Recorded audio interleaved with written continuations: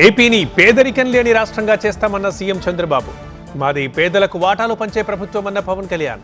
మాజీ మంత్రి కాకానికి పోలీసుల నోటీసులు. ఇలాంటి టాప్ 9 న్యూస్ ఇప్పుడు చూద్దాం.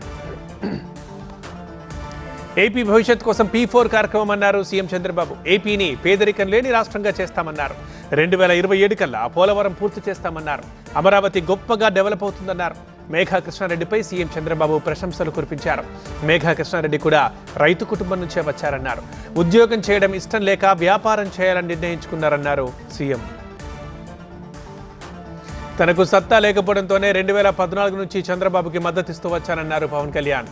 సత్తా లేనప్పుడు ప్రజలకు మేలు చేసే వారికి మద్దతు ఇవ్వాలన్నారు. నాయకుడు వచ్చే ఎన్నికల గురించి ఆలోచిస్తాడని, విజన్ ఉన్న లీడర్ వచ్చే తరం గురించి ఆలోచిస్తారని అన్నారు. చంద్రబాబు భవిష్యత్ తరాల గురించి ఆలోచిస్తారన్నారు. మాది పేదలకు వాటాలు పంచే ప్రభుత్వం అన్నారు ఏపీ డిప్యూటీ సీఎం.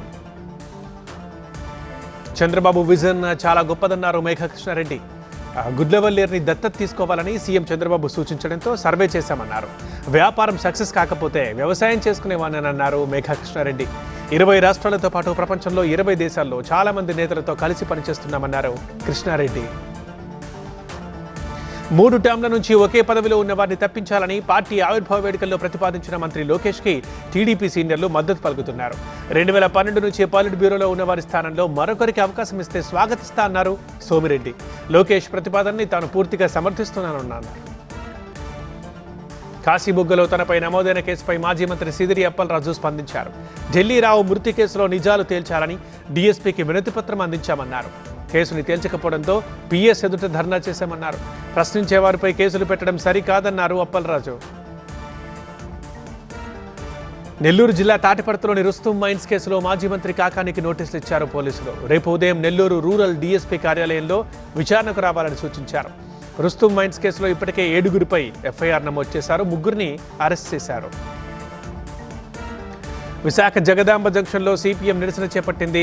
ఉగాది పండుగ వచ్చింది, దీపం పథకం కొండెక్కింది అంటూ గ్యాస్ సిలిండర్ల నమూనాలు పట్టుకొని నిరసన తెలిపారు. ఎన్నికల ముందు ఇచ్చిన హామీల్ని ప్రభుత్వం విస్మరించిందంటూ ప్లకార్డులు చూపించారు. నిరసన తెలుపుతూనే ఉగాది పచ్చడి పంచారు. కాకినాడ జిల్లా పిఠాపురం మున్సిపల్ చైర్పర్సన్ సూర్యావతి అధ్యక్షతన కౌన్సిల్ సమావేశం జరిగింది. ప్రభుత్వం రద్దు చేసిన పనులను మళ్లీ ఎజెండాలో చేర్చడంపై కౌన్సిల్లో కూటమి, వైసీపీ కౌన్సిలర్లు వాగ్వాదానికి దిగారు. రద్దు చేసిన 26 పనుల్లో 21 పనుల్ని ఎస్టిమేషన్లు పెంచకుండా కౌన్సిల్ ఎజెండాకు తీసుకొచ్చారు అధికారులు. ఒంగోలులో కాకతీయ సేవా సమాఖ్య ఆధ్వర్యంలో ఉగాది వేడుకలు ఘనంగా జరిగాయి. కార్యక్రమంలో పాల్గొన్న మాజీ మంత్రి దగ్గుబాటి వెంకటేశ్వరరావు ఆసక్తికరమైన వ్యాఖ్యలు చేశారు. ఇప్పుడు డబ్బులు లేకుండా ఏ కార్యక్రమం నిర్వహించే పరిస్థితి లేదన్నారు. ఏదైనా కార్యక్రమం నిర్వహించాలంటే ముందు మందు, కారు సమకూర్చాల్సి వస్తుందన్నారు. సన్నబియ్యం పంపిణీ అద్భుతమైన పథకమన్న మంత్రి ఉత్తమ్. రాజ్భవన్లో గవర్నర్ని కలిసిన సీఎం రేవంత్ రెడ్డి.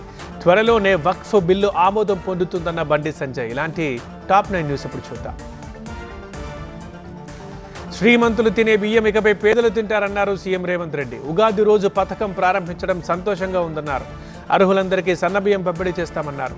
వరి వేస్తే బురి వేసుకున్నట్లే అని బెదిరించారని, కేసీఆర్ ఫామ్ హౌస్లో పండించిన వడ్లను మాత్రం 4500కి విక్రయించుకున్నారని అన్నారు. ఎస్ఎల్బీసీ టన్నెల్ని కేసీఆర్ నిర్లక్ష్యం చేశారన్నారు సీఎం రేవంత్ రెడ్డి. ఈ ఏడాదికి కిలోమీటర్ తవ్వినా ఎస్ఎల్బీసీ పూర్తయ్యేదన్నారు. 3 ఏళ్లలోనే కాళేశ్వరం ప్రాజెక్టు కూలిందని, కేసీఆర్ కట్టింది కాళేశ్వరం కాదు కూలేశ్వరం అని అన్నారు. అది ప్రపంచంలో 8వ వింత కాదు, ఏకైక వింత అని అన్నారు రేవంత్.